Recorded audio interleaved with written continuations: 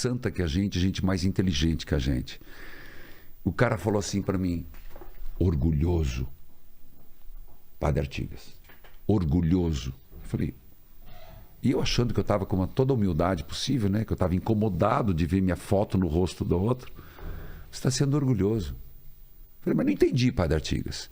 Se Deus está usando a tua imagem para evangelizar, você está com capricho com o teu rosto? Deixa!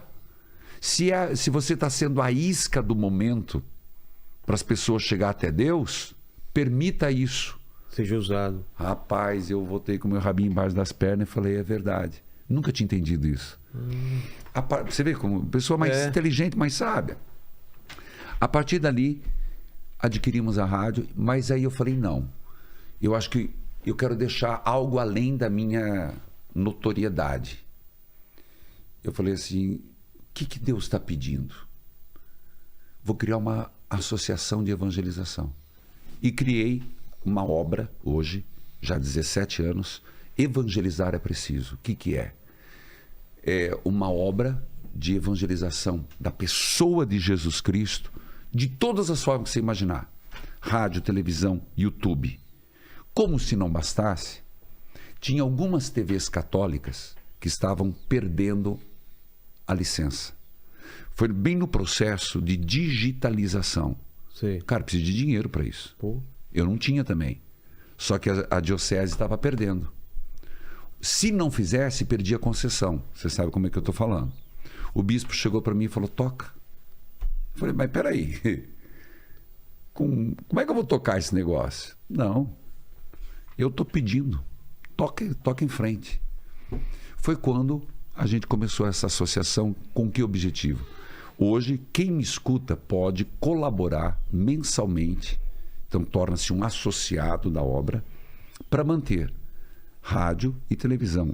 Televisão, nós estamos hoje com, se eu falar errado, me corrija, Karina, 166 repetidoras. Repetidoras no Brasil, de TV. E 1.620 emissoras de rádio. As 166 são nossas TVs, repetidoras. As rádios são rádios de outros que nos transmitem. Mas quando você fala 166 são TVs católicas? Não, é uma só. É uma TV só? Evangelizar, que é a nossa, que com repetidoras nas cidades. Entendi. Então, existe a obra Evangelizar, que não é só transmitir TV, rádio, essas coisas. É fazer o programa. E todo... não só eu, são 24 horas de TV, 24 horas de rádio. E caridade, nós cuidamos de 10 mil crianças por mês. Acredite, 10 mil crianças por mês são assistidas por nós. Hospital, casas de idosos. Então nós temos 2 pilares, que é primeiro, o anúncio do Evangelho, a pessoa de Jesus Cristo, que televisão é caro, rádio é caro pra caramba, televisão mais ainda. E a caridade. Então são os 2 pilares e tem a intercessão, leitura orante e outros aspectos. Então, eu sou um lutador, cara. Você vê que eu fui me escrevendo na história a partir do que Deus foi pedindo. Não tinha bola de cristal, não sabia as respostas, eu sabia dos problemas. E fui buscando as respostas como dava. E qual que é a diferença de pregar para tanta gente assim ao mesmo tempo de pregar para uma igreja pequenininha? Assim? É o mesmo pensamento ou é diferente? Veja, quando você prega por uma... Existe uma diferença principal, eu digo assim, há uma diferença entre pregar para uma pessoa que você tem que tocar, é a única vez que a pessoa está. Ela pode nunca mais voltar. Por exemplo, eu estou vindo agora, ontem eu estava em Carmo do Cajuru, e depois eu estive em Campos Altos. Aquelas pessoas que estavam lá, mais de 10 mil cada evento. Eu não sei se eu vou encontrar de novo. Dificilmente. Né? Então, aquela pregação, ela tem que ser uma pregação, vou usar um termo grego, querigmática. Querigmática. Você tem que anunciar a pessoa de Jesus, você tem que cantar, tocar no coração, para ela sair de lá com um desejo, eu vou mudar de vida. Entendi. Quando você pega na sua comunidade, então são pessoas que vão te ver várias vezes. Então, você tem tempo para construir. Você tem tempo para ir moldando. E eu sou muito catequético, eu prego todo dia. Eu prego pela televisão, Eu tenho programa diário, tenho missa diária, que eu tenho sermão diário, também no YouTube, que eu estou muito presente no YouTube, e que aí eu vou formando a consciência. Então aí eu sou catequético, eu sou mais calmo. Mas quando, por exemplo, o último show que eu fiz em Fortaleza, antes da pandemia, deu 1,8 milhão de pessoas. Nossa. O aterro da Praia de Iracema, assim, era um mar de gente. Que maravilha. E vai ter agora de novo, dia 15 de outubro. É? Uma volta para Fortaleza, que é um momento muito querido para mim. Imagina na pandemia como deve ter sido, né? Esse afastamento, né? Todo mundo. Primeiro, Como foi para você Rapaz, contar para você. ficar longe da... A primeira missa que eu fui rezar na pandemia, eu levei um choque. Chorei. Por quê? Porque eu sempre... Quando chegou a pandemia, primeiro todo mundo com medo da morte, né? Todo mundo que ficou... Exato. É. Pode falar o toba na mão? Pode falar? Pode falar. Todo mundo... Imagina naquele começo, né? Março, abril, maio. Rapaz, Nossa. eu ainda perdi uma tia, perdi mesmo? primos. Poxa. E... Olha só, eu perdi uma prima e uma tia também. Então, quando eu tinha que decidir. A televisão não podia parar. E a gente, não é que eu seja imprescindível na TV, mas eu sou a cara da TV. Não, e outra, né? Era uma época que as pessoas mais precisavam da palavra. E né? rádio também. Esse programa não tem como eu mandar um substituto. Entendi. O programa do rádio é do padre Reginaldo Manzotti. Então, eu moro na igreja. Mais ou menos como você aqui. Eu moro. Você troca de roupa, já está no seu trabalho, tá de pijama, tá na sua casa. Eu tô na igreja. Falei, não, eu vou passar a pandemia continuando meu trabalho. Demos home office para quase 85% dos funcionários, que hoje nós estamos com 340 funcionários. Tá. O pessoal tudo para casa, porque começou tudo a ficar pesteado, né? E um pesteado de um lado, um pesteado do outro. Eu falei, não, limpa a área, eu quero ficar sozinho, com o menos possível. Tem né? risco, né? Sim. E aí, eu fui rezar a missa. Quando eu cheguei, igreja vazia. Sabe aquela sensação, aquele impacto assim, ó, cadê o povo? Não tem. Falei, não, mas é aqui que eu vou rezar. De repente Deus iluminou. Já que o povo não pode estar, peça para as pessoas mandar fotos. E eu comecei a colocar foto nos bancos. Então, trocava de uma missa para outra. Foram mais de 100 mil fotos de pessoas que mandavam, a gente imprimia, deixava nos bancos. Inclusive, a Reuters publicou no Brasil, no mundo inteiro fez uma matéria sobre essa matéria. E aí eu comecei a falar, não, a pandemia, Deus vai nos ajudar a sermos criativos. Fomos para as lives que eu conto depois, mas aí começamos. O povo precisa comungar. Exato. O que fizemos? Drive-thru. Drive-thru de comunhão? Como assim? Exatamente. Ia passar, tipo, moto? Não, escuta. Colocamos. A ideia foi sua ou... Foi. Colocamos o rádio tocando a missa. Ou música religiosa. Certo, o pessoal acompanhava pela rádio. A televisão também. Eles vinham no carro, em fila, com o rádio ligado, rezando, baixava o vidro, recebia a comunhão e depois ia embora. Então foi a forma que nós tínhamos de atender. Depois, outra iniciativa. Como drive-thru? Drive-thru. Não, mas tinha um nome? Drive-thru? Não, ficou isso. Depois tivemos uma outra iniciativa que foi maravilhosa. Toda iniciativa da pandemia. Que foi na Padroeira Paulo Liminski. Sabe qual é? Sei. Eu fiquei em cima do palco. O povo chegou com o carro, estacionou, participaram da missa dentro do carro. Que nem teve show também de comédia de drive-in, assim, com os drive-in, né? Mas o pessoal buzinava. Dava. Eu falava, porque eu queria saber se eles estavam dormindo dentro do carro. Exato. Pelo menos era assim, amém. Amém.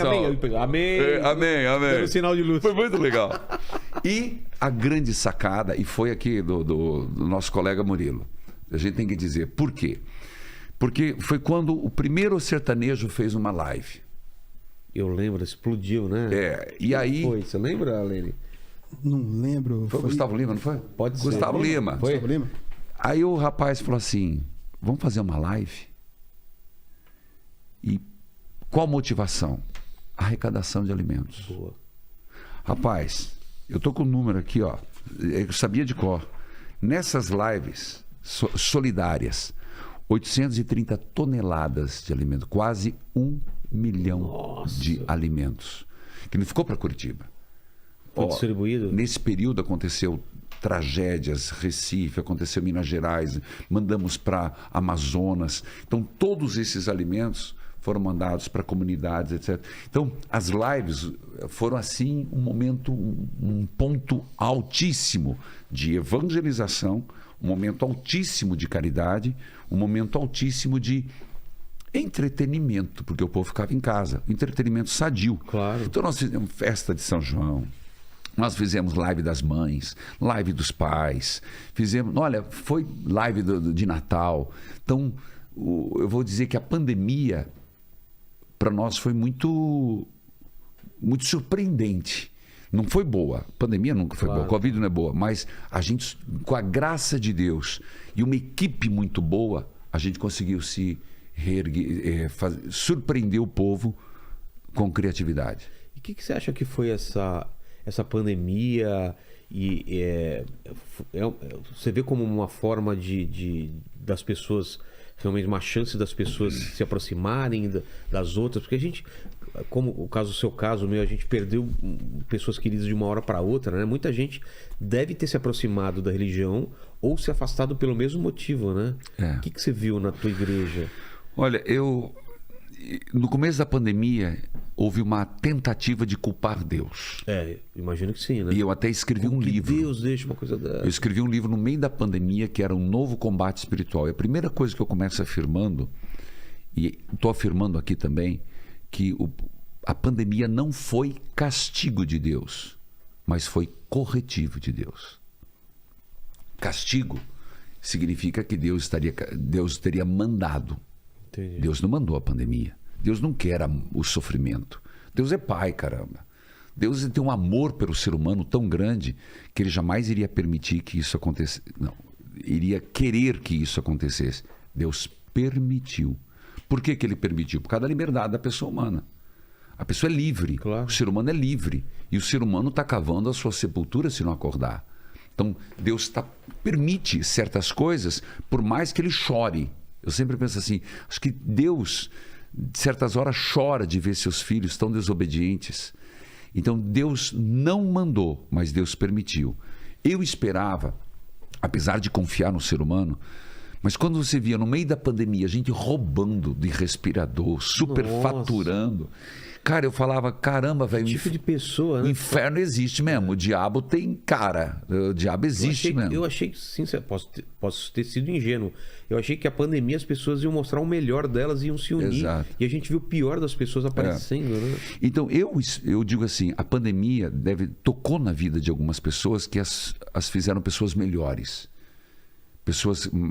Cara, porque a pandemia fez com que a gente... abrisse mão quase de tudo e viver com o essencial.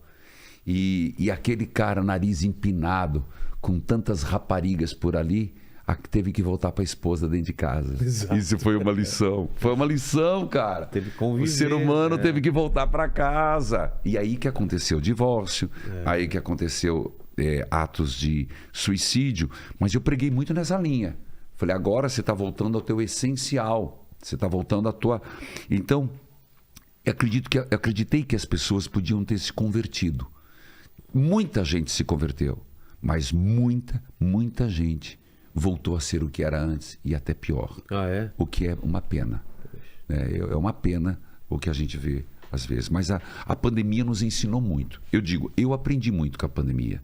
E vejo que muita gente também aprendeu. Eu aprendi, por exemplo, o que o ser humano tem que aprender. Que nós estamos numa casa comum, caramba. Ou todo mundo está bem, ou não adianta individualismo. A casa é o planeta. É o planeta. Ou todo mundo está curado, ou ninguém está curado. A gente divide o mesmo espaço, né? Divide o mesmo espaço. Não tem como no cômodo ao lado ter alguém doente e isso vai chegar até a gente. Não tem como. Isso é fruto do individualismo. Nós vivemos hoje um dos maiores células cancerígenas do ser humano. Não é individualidade. É o individualismo. Qual que é a diferença? Individualidade? Individualidade nós temos que ter. É a nossa personalidade. Por exemplo, que me torna diferente. Me né? torna diferente. E a riqueza está na diferença, né? A riqueza está na diferença. Você é de um jeito, eu sou do outro. Eu sou grandão, eu entrei aqui, eu derrubei metade das coisas aqui, ó. Coloca aqui a mão dele aqui, ó, do lado aqui, olha. olha lá naquela câmera aqui, ó. Ó. Olha só. Olha aí, cara. Um pouquinho mais pra. Aí. Olha que ridículo isso, gente. É ridícula a minha mão ou a sua? A minha, cara. Só tem uma vantagem essa mão, sabia? Sabe aquelas latas de Pringles? Com essa mão eu consigo pegar a última batata lá do fundo, você não consegue. Legal, você vai ficar preso. A minha não, eu pego lá. A vantagem da minha é que, já que ela é grande, eu abençoo com maior propriedade. É verdade, né? Ele chega no final, ele chega na testa da última. Sacristão. Da última lá. Brincadeiras, Zava. Mas a nossa individualidade nos faz diferentes. Nos faz diferentes. E o individualismo é o egoísmo? É o egoísmo e a indiferença. O ser humano está muito indiferente. A gente se acostumou com a pobreza na rua, as pessoas... A gente está se acostumando, está ficando frio, né? Frio. Morreu, tá, depende de quanto que vai dar Ibope. Se o ônibus morreu bastante gente, teve muito sangue, isso dá Ibope. Senão não vamos falar disso, não. E o ser humano está levando isso para dentro de casa. Assim, endurecimento? Endurecimento, a indiferença. Indiferença... Gente, eu tenho pregado muito sobre a família. Semana passada foi a Semana Nacional da Família. Eu tenho falado sobre lá muito desse aspecto. Cadê dá licença? Brincadeira, Zava. Mas a nossa individualidade nos faz diferentes. Nos faz diferentes. E o individualismo é o egoísmo? É o egoísmo e a indiferença. O ser humano está muito indiferente. A gente se acostumou com a pobreza na rua, as pessoas... A gente está se acostumando, está ficando frio, né? Frio. Morreu, tá, depende de quanto que vai dar Ibope. Se o ônibus morreu bastante gente, teve muito sangue, isso dá Ibope. Senão não vamos falar disso, não. E o ser humano está levando isso para dentro de casa. Assim, endurecimento? Endurecimento, a indiferença. Indiferença... Gente, eu tenho pregado muito sobre a família. Semana passada foi a Semana Nacional da Família. Eu tenho falado sobre lá muito desse aspecto. Cadê dá licença, por favor, obrigado. Aonde que está... Só um minutinho, você pode repetir isso para mim? Tem uma...